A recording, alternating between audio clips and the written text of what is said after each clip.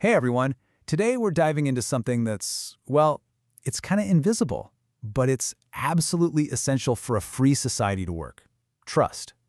So what happens when that trust starts to break down and, maybe more importantly, is there anything we can actually do to fix it? To really get this, we've got to look beyond the obvious things, like laws and elections. There's something much deeper, a quieter force at play. You can think of it as the glue that holds everything and everyone together. And that really brings us to the heart of the matter, doesn't it? What happens when that glue starts to dissolve? What are the real consequences when the confidence we have in each other and in our institutions just evaporates? Now, let's be super clear about what we mean by civic trust. This isn't just blind optimism or wishful thinking. It is earned confidence. It's something that's built brick by painful brick through consistent, honest actions over a long period of time. And the scary part? It can take years to build and only a moment to shatter. And believe me, the stakes could not be higher. I mean, look at the two sides here. In a high-trust society, things just work. People respect the rules, they can disagree without it turning into a war, and institutions are seen as legitimate. But on the other side, you get a low-trust society where cynicism takes over, people just check out, and the very fabric of society begins to come apart. So how do we get from that healthy society to the broken one? Well, it's hardly ever one big earthquake. It's usually much quieter than that. It's more like a series of small, tiny cracks appearing in the foundation, slowly weakening the whole structure from the inside out.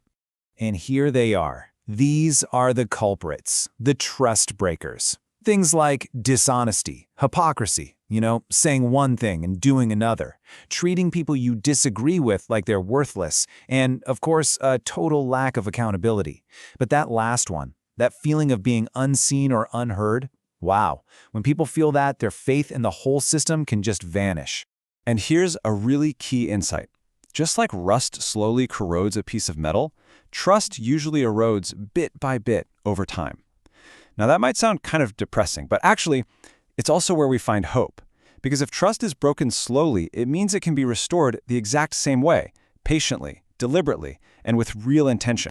This brings us to the most important part of our whole conversation, the solution. And what's so fascinating is that the way back, the path to rebuilding trust, it doesn't start with some grand top-down government plan. Nope. It starts much, much closer to home. It starts from the ground up, with us.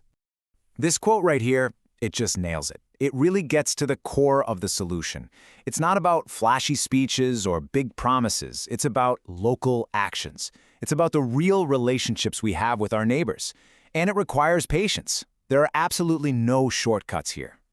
And these are the kinds of actions that build that trust back.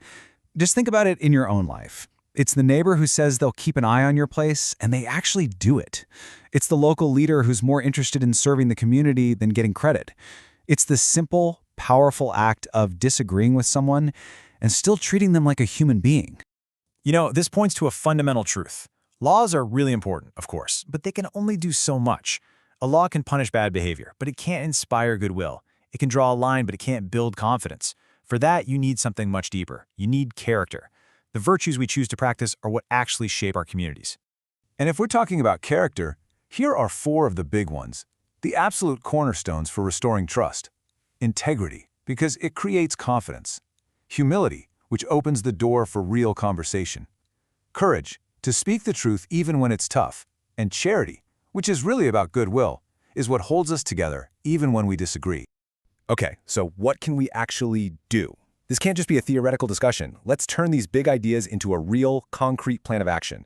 This is how every single one of us can become a restorer of trust, right where we are, right now. So here it is, 4 clear, actionable commitments we can all make. First, just commit to being truthful. In this age of crazy misinformation, simply checking something before you share it is a radical act. Second, serve your community without needing a pat on the back. Third, model how to disagree with respect. And fourth, when you see a leader or public servant acting with integrity, thank them. Let them know it matters. See, these aren't huge, impossible gestures. They are small, consistent actions that anyone can take. And why does modeling all this matter so much? Because the next generation is always watching us. They don't learn about trust from some lecture or a textbook. They learn it by seeing how the adults in their lives handle failure, disagreement, and responsibility. What we do is their real education. Look, doing all this requires hope.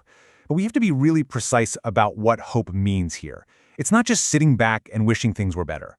It's a disciplined confidence. It is the active, conscious choice to believe that things can get better, and then to get to work doing the hard things required to make that renewal a reality. We'll end on this really powerful thought. The true strength of a free society isn't measured by its army or its power, but by the faithfulness of its citizens. Faithfulness to the truth, faithfulness to each other, and faithfulness to all those small, consistent acts that build and restore trust day in and day out. So the question for all of us is pretty simple. What's one faithful act you'll commit to today?